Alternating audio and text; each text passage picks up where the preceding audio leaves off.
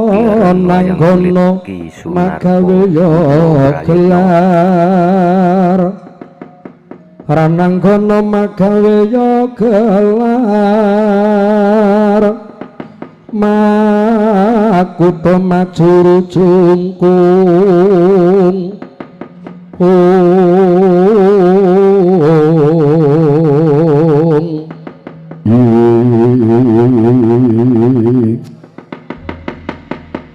Teteke jebol kepalang ora pangling satriya nggarap buruji kowe sencaki dasar kebarayata kowe golongan ning Kurawa Raden Surtayu goleki buronku apa keweruh ora ana kewan kidang menjangan banteng macan wujude dudu kewan ning wujude petruk kantong bolong didhawuhi dening Koko Prabu Baladewa kok wangkal wangkot gumedhe ndase kemendel kaya duwe piyandel ora sanggup kok koncane para kawan Petruk sing caki dadi bebadange babar popo iki dudu perkaramu ning perkarane Petruk utusane Janaka lan Koko Prabu Baladewa utusane Koko Prabu Duryudana nanging aku Unggawa Ndarawati nderekke Koko Bathara Kresna tekane kulawargawe geger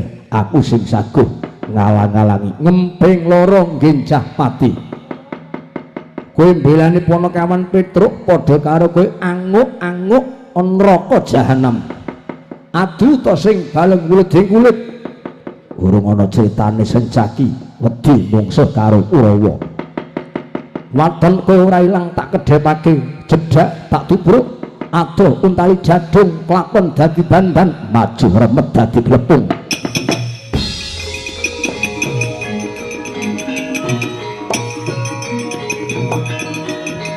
awas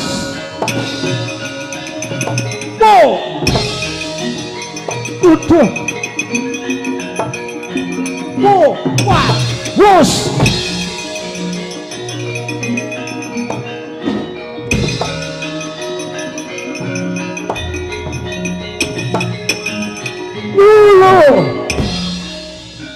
waduh pet-petan aku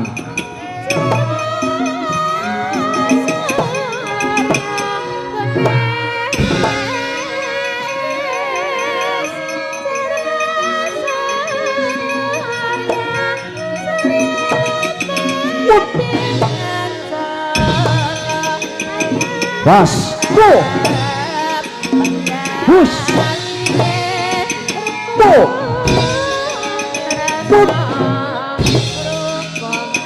hus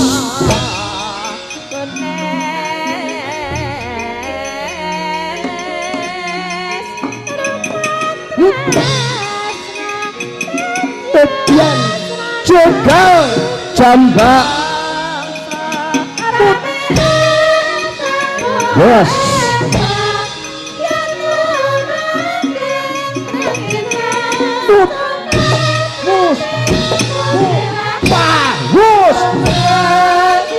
Mudar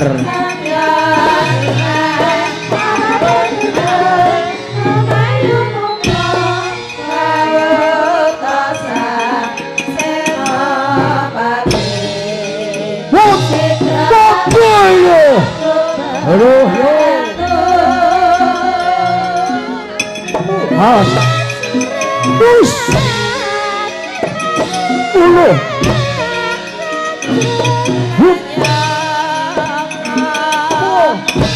bus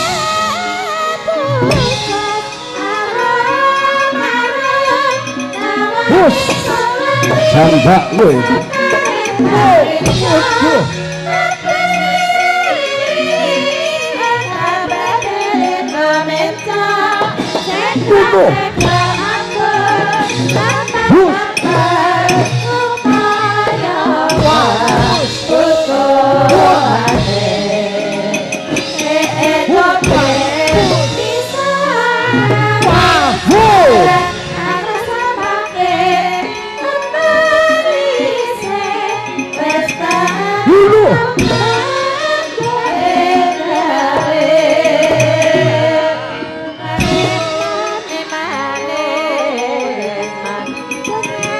was jaluk angin hut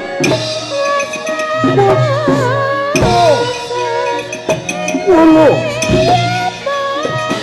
hut babak pedang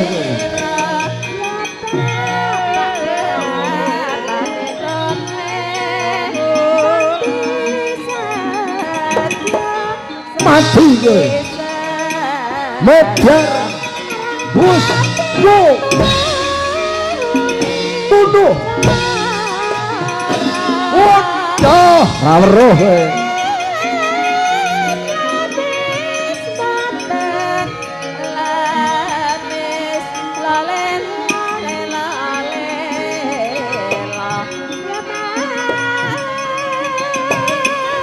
Ojan basmu babak kampak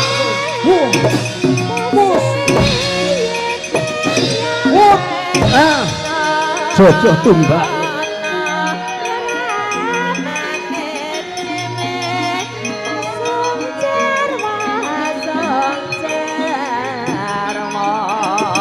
bus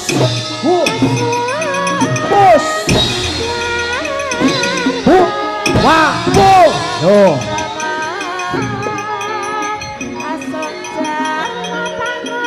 saweruh kowe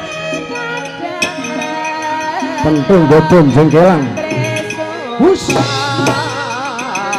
put pus po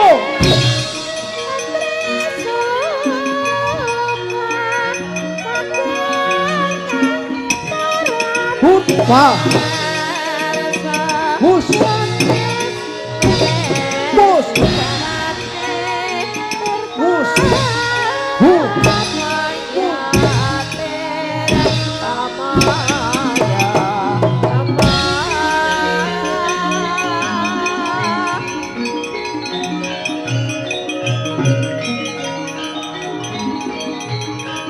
Iban godhong blangsar kuwi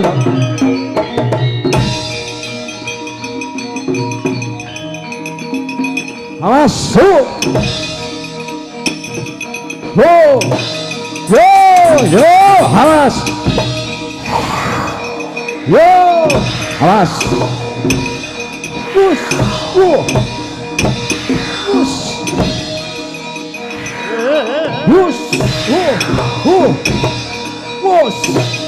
wah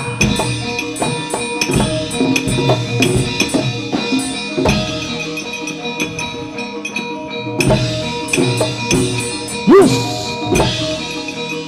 yo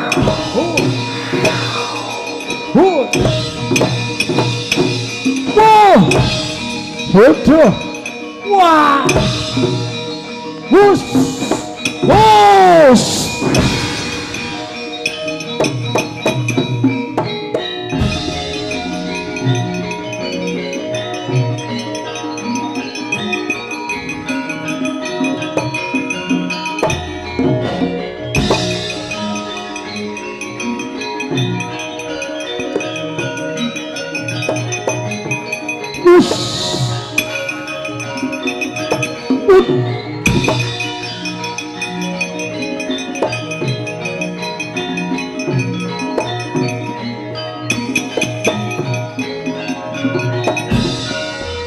Sedyake tinunu umbul gadanira perang kontit saliranira yen ka candra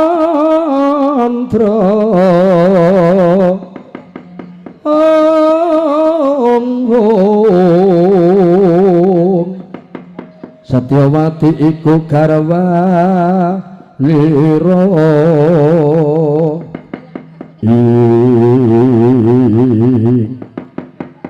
kaya aja gendung kaya aja ngasencaki merga iki dudu ning negaramu ning mapan ana negara Ngamarta kowe wong manca negara kok pendirangan gelajitan patrapmu kaya bajingan kilangan lacak yen ora pangkling kowe karta denda ya arep apa sing tak elingke kowe ora perlu nyikara karo Panakawan Petruk kae mung dadi batur kae utusane Kang Mas Janaka. Najan kae utusane Janaka ning yen upama mituhu ngendikane Koko Prabu Baladewa. tekan gone ora bakal dadi dredah pasulayan kaya ngene iki. Nanging tak rasake Petruk kendel mergo duweni piandel, wujude dudu pusaka ning dapurmu minangka dadi piandele Petruk. Yen pancen ya arep apa? Mapono kepur kenceng, kowe mbelani Petruk ora gelem minggat aja takon dosa jejuwing dening aku. Papan kene wis kinepung wakul binaya mangat. Obah mati polah ya mati gagean cangkem. Wis.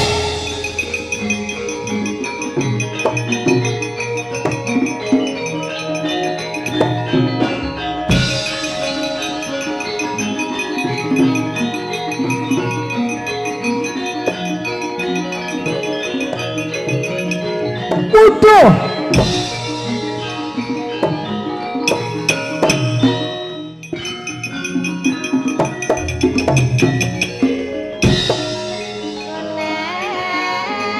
Ya. Bus. Bus. Wah. Wah. Udah. Bus. Wah. Wah. Wah.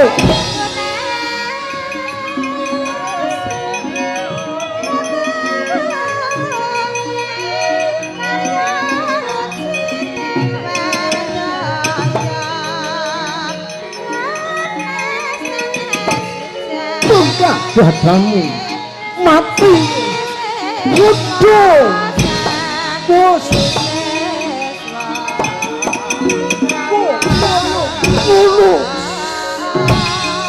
halo udah bos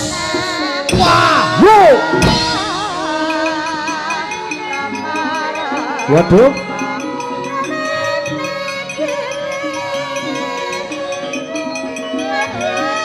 harta marmo sing nyambung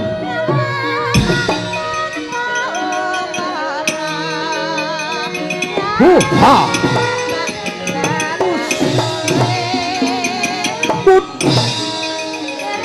bus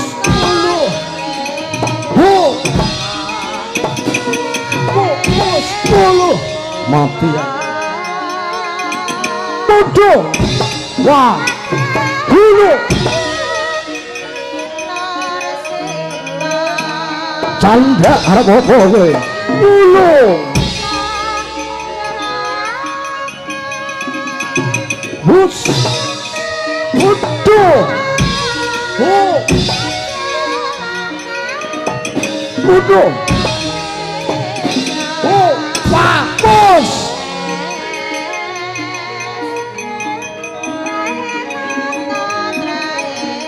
cocok tumbak brojo wadukmu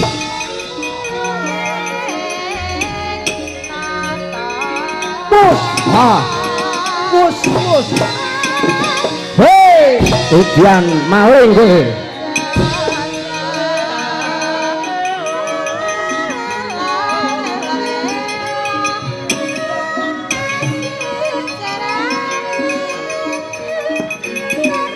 tunggang dadamu mati udah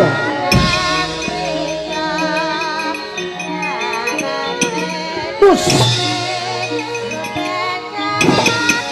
udah halo bos hei awas wow hei wah waduh bos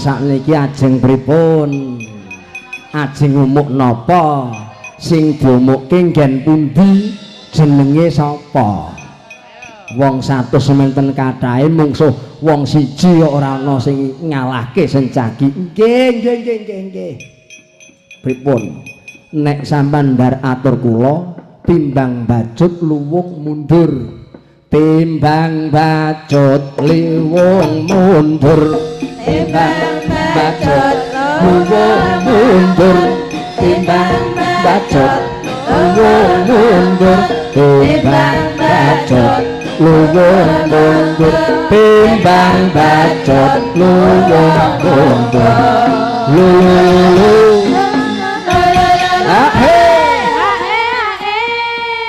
Aja hae wis. Ndak kesuwen. Pripun wong Penembahan pendhita kok jogedan? Mboten napa-napa. Salah siji nggih nyambung umur niku nggih ngeten iki supaya atine seneng bombong. Pangkate dhuwur, mobile pirang-pirang. Nek ora tau seneng bola-balane mengko ngedoli wong tuku mawon. Niku ya judek. Mula nekake kula karo sampean iki nggih hiburan. Nggih. Nggih hiburan timbang mumet. Timbang mumet nggo hiburan. Timbang mumet nggo hiburan. Timbang mumet nggo hiburan. Timbang mumet nggo hiburan. Timbang mumet nggo hiburan.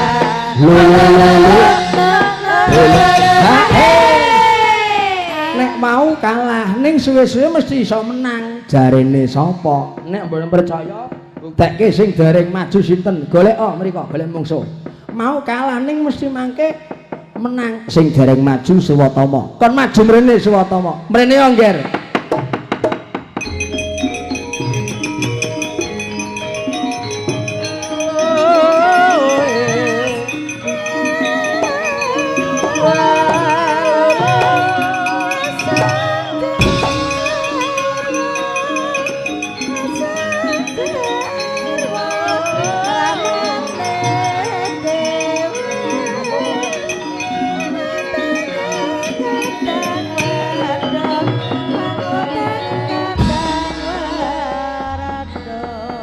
Kowe aja kaget tak dawuhi mrene nggih wonten dawuh Rama Penembahan.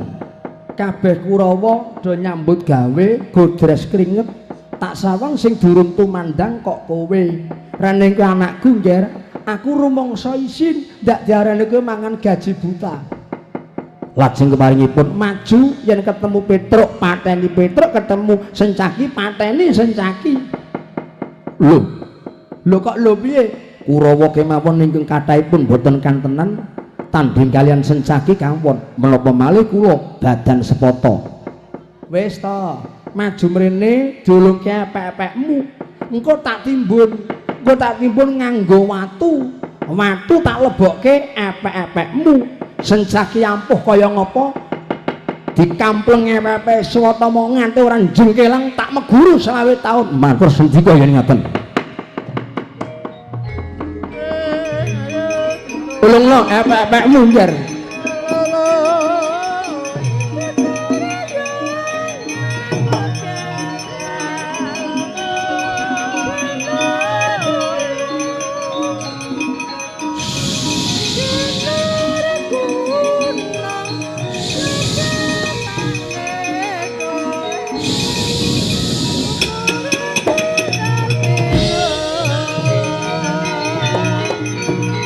Wis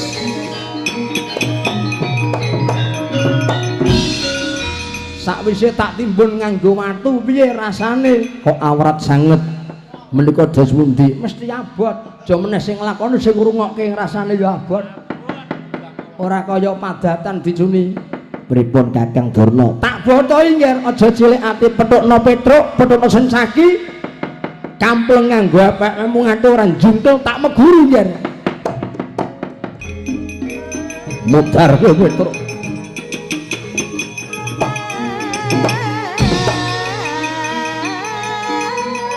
lakon mati Sencaki mudar Petruk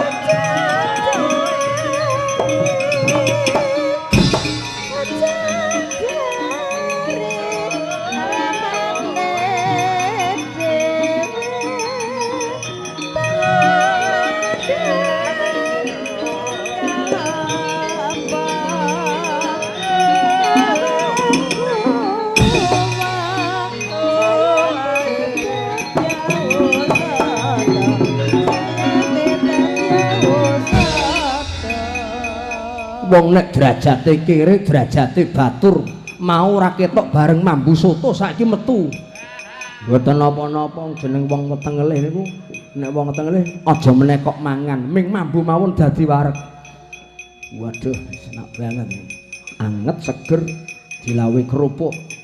Aja ndlemang-dlemeng kowe mboten napa-napa. Minggat to, mundur. Mundur, gelem mundur syaraté nderekke Ndara Werkudara. Wah. Lakon tak jotos nganggo epek-epekku modar jajal mawon mriki Gus. Bos. Wo. Wo. Wo. Dianindo.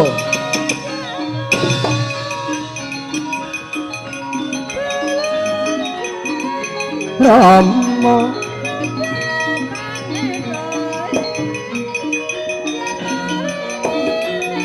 Aja ndelok wong mangan. Ayo nyambut gawe. Mudir. Ora apa-apa. Mudir. Ora apa-apa. Edian.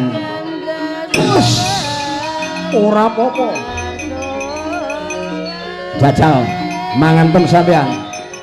Ora jengkelang tak megulur dapurmu kowe. Kok mriki.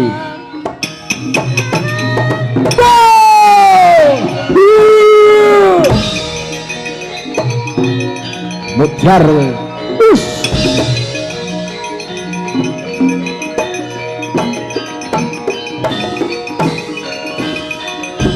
Ho aho ya Petruk Modar.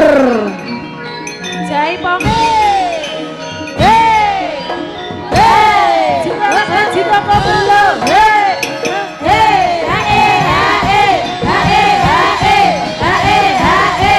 Hae hae. Lo lo lo. Sama. Hei hei. Sama. Hei hei. Hei sama.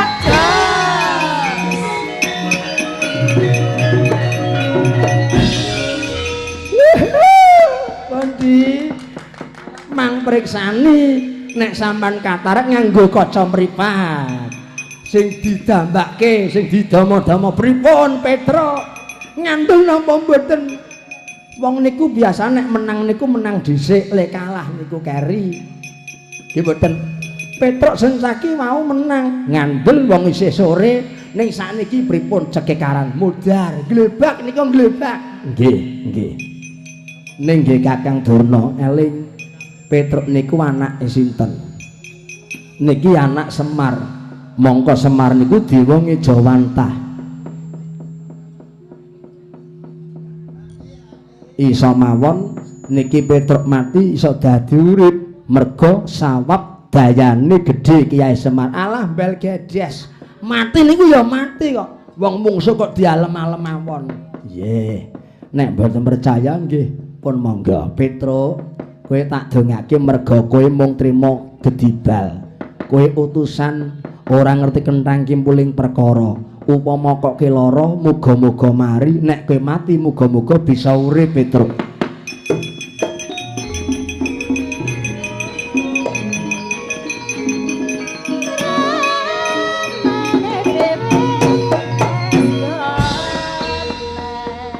Mangkono nadyan wis nggletak ngatang-ngatang kaya bathang ngatang-ngatang kaya bathang dirubung laler sete laler ijo nanging iku yogane Ki Lurah Semar dewa kang Jawantah nadyan tumekaning pati sawape Ki Lurah Semar lurah ning lurahing desa jujur penggalihe sabar darana lakune Ki Lurah Semar kena daya pangaribawa gumregah kaya ginegah Ki Lurah Petruk.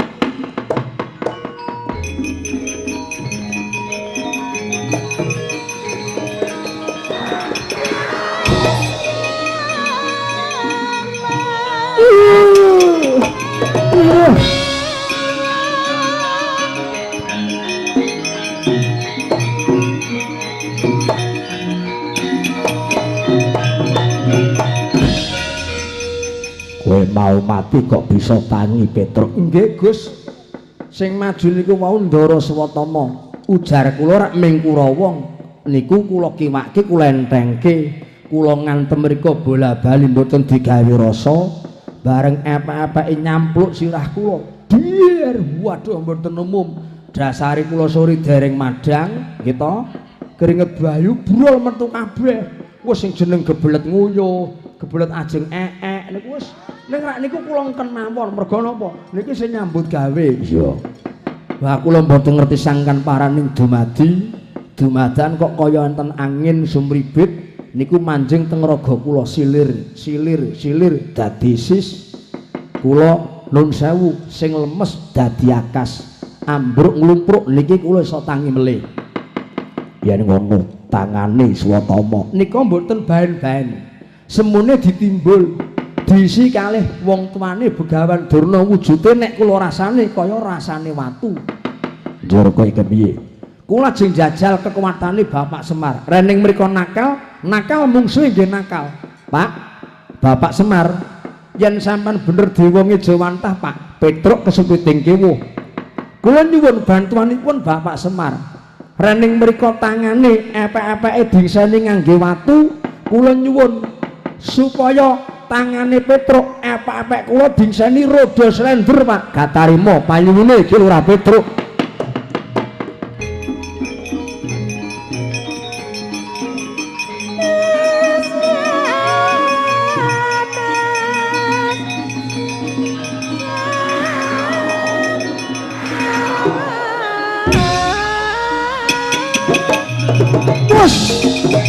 Waduh.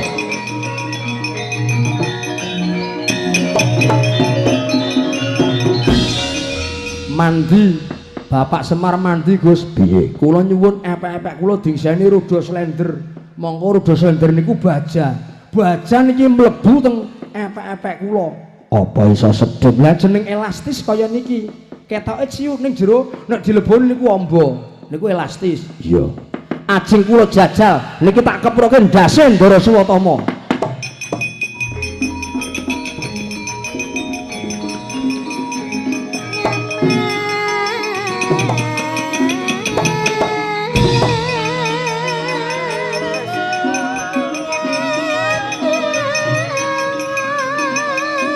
Ayo diajeni nggih. Pateni Petruk Podiar. Yo.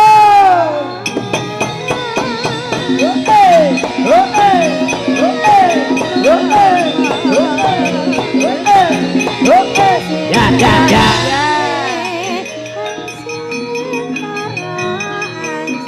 Loh. Urip meneh, urip mawon isih enom kok. Awas. Mangan ten mriki. Pujian. Yo. Jebol dadamu dilem. Yo. Mati. Jajal gentenan. Mas.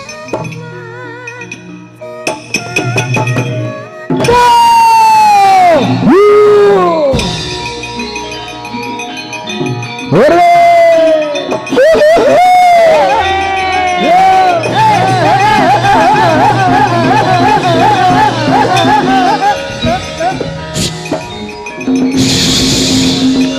Mutiar Petruk mati.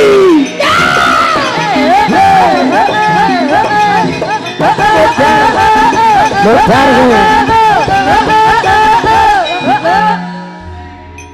lo anakku kan.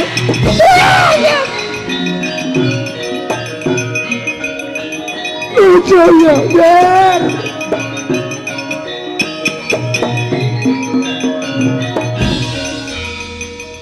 Gomang dilati keloni niku anak sampeyan nggih. Jadi pripun Swatama niki sekekangan diantem pepe Petruk iso glebak mawon. Wong nika Petruk wong jujur kok. Oh najeng napa? Andhek puna jogetan, joget-joget kok mboten isin. Kok sampean mboten isin? Kula isin tak tutupi jarik pun ilang. Wong pun duwe anak putu kaya niku dadi pendhita kok jogetan. Swatama niki kalah mungsuh kalih Petruk sebab sampeyan kalah ampuh kalah tuwa karo Semar. Epek-epeke Petruk nika dingsani roda slender dumadi saka waja. nek sampean lengiseni ming watu ketuthuk waja lah nggih hajur niku watu lah napa melih sirahe Swatama aja ngger ora mundur cilaka kowe ngger oh iya iya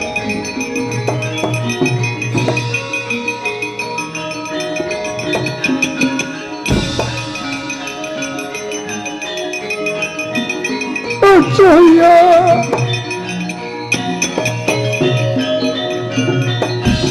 Paman Durna kok melajar kalian muwun aduh cilaka nggih anak kula Swatama niki pun dadi banten Swatama pun dadi korban labot-labot angger Duryudana betaipun belani mayah kula Lesmana Swatama kenging napa tanding kalih Petruk kendel awet gadah piandel sencaki mbotoi nggih sencaki mbotoi Petruk inggih lakon modar kok sencaki bos tak dusisan gawe